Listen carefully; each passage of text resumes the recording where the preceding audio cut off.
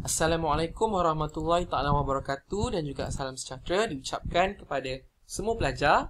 Diharapkan agar semuanya sentiasa berada di dalam keadaan yang sihat dan sejahtera walau di mana saja kamu berada. Baiklah, untuk PDPR subjek sains tahun 5 pada kali ini kita akan sambung masih lagi di dalam topik haiwan. Kita akan sambung mana pen Ustaz? Kita akan sambung subtopik 3.3 iaitu hubungan makanan antara hidupan. Di mana? Di dalam tajuk ni, subtopik ni, murid-murid akan belajar tentang rantai makanan, apakah maksud rantai makanan, cara nak buat rantai makanan dan juga sumber tenaga utama di dalam sesebuah rantai makanan ataupun silatan makanan. Kemudian, murid juga akan belajar tentang maksud, apakah yang dimaksudkan, mana satu pengeluar dan juga mana satu kita nak panggil dia pengguna, maksud pengeluar dan juga pengguna. Dan kemudian murid juga akan belajar tentang hubungan antara makanan dengan proses fotosintesis terhadap ekosistem. Dalam erti kata dia melibatkan pemindahan tenaga. Kemudian murid juga akan belajar tentang maksud silatan makanan serta cara untuk buat silatan makanan dan beza dia dengan rantai makanan. Dan juga akhir sekali kita akan masuk kepada kesan perubahan populasi. Baiklah. So kita akan terus masuk kepada rantai makanan. Apakah yang dimaksudkan dengan rantai makanan? So rantai, awak pernah tengok rantai kan? Tak kisahlah rantai basikal ataupun rantai mak awak. Rantai biasanya dia satu dalam satu arah. So rantai ni, maksud rantai dia bergerak di dalam satu arah. Dalam sains, rantai makanan bermaksud satu. Satu penting kata kunci ni. Satu hubungan makanan antara hidupan. Yang mana hidupan dekat sini merujuk kepada haiwan dan juga tumbuh-tumbuhan. Haiwan dan juga tumbuh-tumbuhan. So, rantai makanan adalah satu hubungan makanan di antara haiwan dan juga tumbuh-tumbuhan hidupan lah. Yang mana ianya melibatkan pemindahan tenaga. Kita akan belajar nanti apa maksud pemindahan tenaga ni Ustaz. So rantai makanan ni dia nak bagi tahu kita, nak menceritakan tentang kebergantungan hidup antara haiwan dan juga tumbuhan, antara hidupan lah. So apa maksud kebergantungan hidupan? Senang cerita macam ni. Apa jadi kalau sesuatu haiwan tu tak ada ataupun sesuatu tumbuhan tu tak ada dalam sesebuah populasi, dalam sesebuah habitat, kawasan. Dan awak kena ingat, dalam apa juga rantai makanan ataupun silatan makanan, kita mesti yang first sekali tokey, panggil tokey lah. Tokey dia adalah pengeluar. Bermula dengan pengeluar. Ustaz, pengeluar ni apa benda? Nak bagi awak faham, senang je. Pengeluar ni adalah tumbuhan. Pengeluar adalah tumbuhan. Kenapa tumbuhan kita panggil sebagai pengeluar? Sebab tumbuhan boleh buat, hilang pula bulatan tadi. Sebab apa? Sebab tumbuhan boleh membuat makanannya sendiri melalui proses fotosintesis. Melalui proses fotosintesis. Sebab tu apa juga jenis pokok. Biasanya pokok-pokok yang hijau lah, tumbuhan yang hijau. Tak kisahlah sekali tumbuhan, kita panggil dia sebagai pengeluar serta hasilnya. Buah ke, daun ke, apa benda ke, tak kisah. Cuma biasanya kita akan terus bagi nama. Contoh, dekat paya bakau, kita bagi pokok bakau ke, rumpai air. Takkanlah dekat paya bakau, awak nak bagi pengeluar, tumbuhan dia bermula dengan lalang, rumput. Tak logik lah kan? So, mesti logik lah. Ingat, kenapa tumbuhan dipanggil sebagai pengeluar? Sebab dia boleh buat, mampu menghasilkan makanannya sendiri melalui proses fotosintesis. Yang mana proses ni awak dah belajar dah. Kita akan recap juga nanti sedikit. So, rantai makanan. Awak kena ingat Tolong ingat. Rantai makanan Kalau jumpa je perkataan rantai makanan, dia ada dua. Rantai makanan dengan siratan makanan.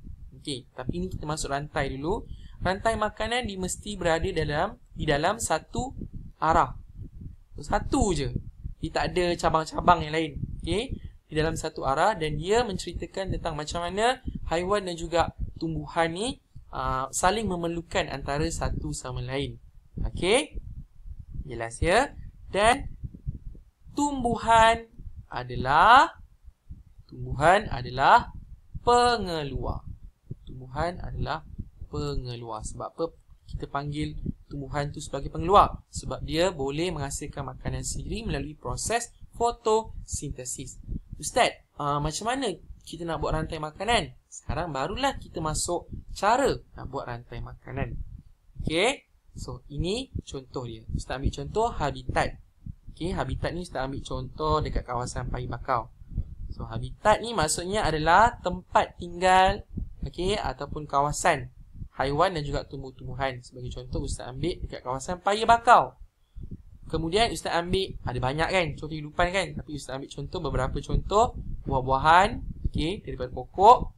Ustaz ambil tupai, ular dan juga elang contoh. So inilah yang dimaksudkan dengan rantai makanan dalam satu arah. Okey, cara dia, ingat, yang pertama sekali mesti bermula dengan tumbuh-tumbuhan atau hasil dia. Dalam kes ni Ustaz tak pakai pokok bakau, Ustaz pakai buah-buahan umum. Okay.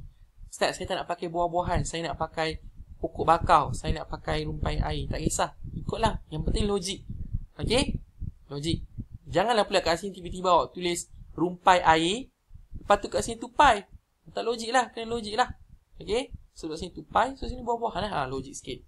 So, buah-buahan anak panah, tupai anak panah ular, anak panah elang. So, apakah yang dimaksudkan dengan setiap anak panah ni? Okay, anak panah bermaksud dimakan oleh. Okey, dimakan oleh.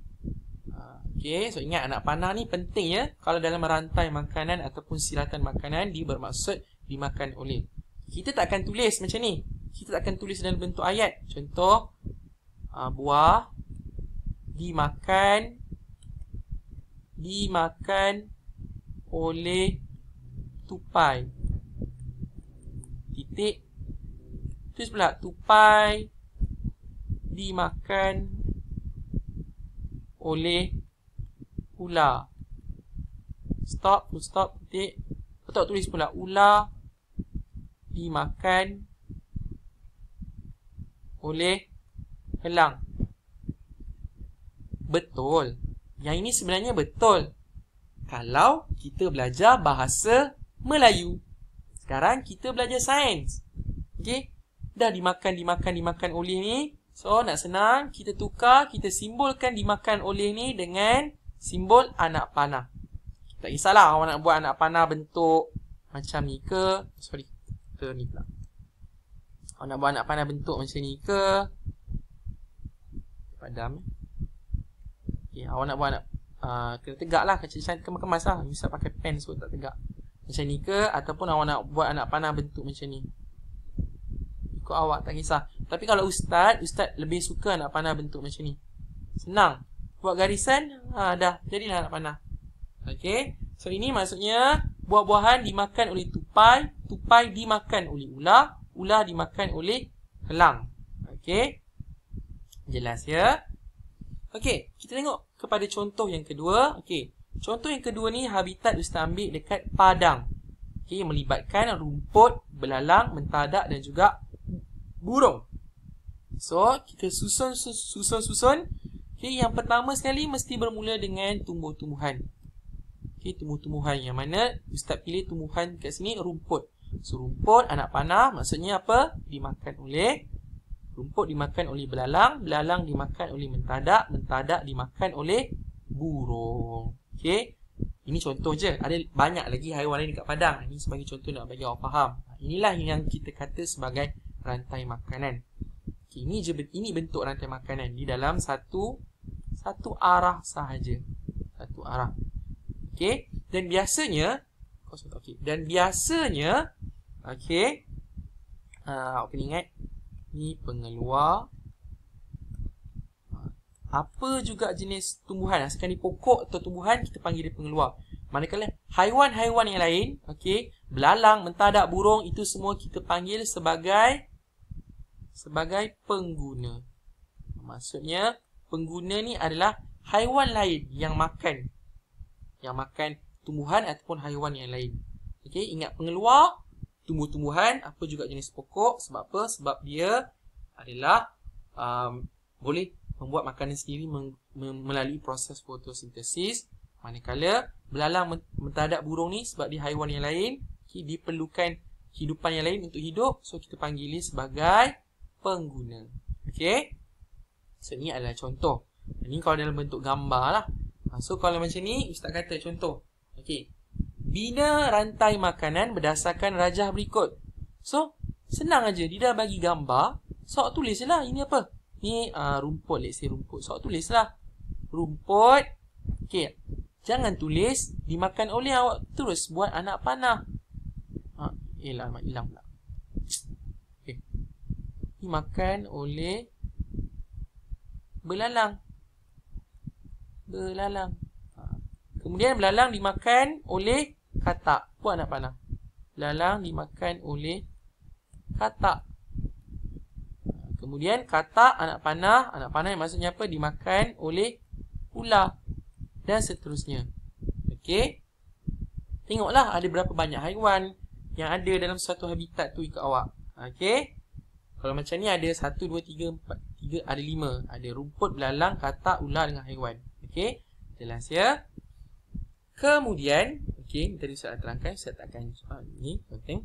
So, kenapa kita panggil tumbuhan sebagai pengeluar?